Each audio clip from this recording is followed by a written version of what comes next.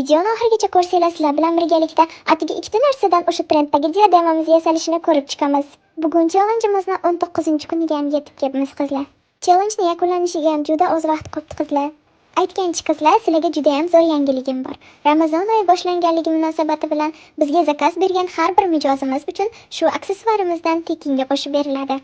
Bu diademamiz yasalishi juda ham oson qizlar. 04 simimizga durlarimizdan ko'proq o'tkazib, 3 tadan qilib burab chiqsak bo'lgani. Videoni shu joyigacha ko'rgan bo'lsangiz, bizga podpisatsiya bo'lib, yurechani qizartirib qo'yish ham esingizdan chiqmasin, chunki bu bizga motivatsiya qizlar.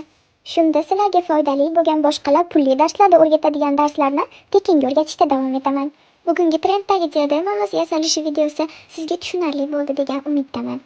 Bugungi mehnatimiz sizlarga yoqqan bo'lsa, albatta like va komment sizlardan kutib qolaman. Va albatta profilim shapkasidagi Telegram kanalga ham o'tib olishni esingizdan chiqarmanglar qizlarjonlar. Chunki Instagramdan ko'ra ko'proq ma'lumotlarni o'sha yerdan topasizlar.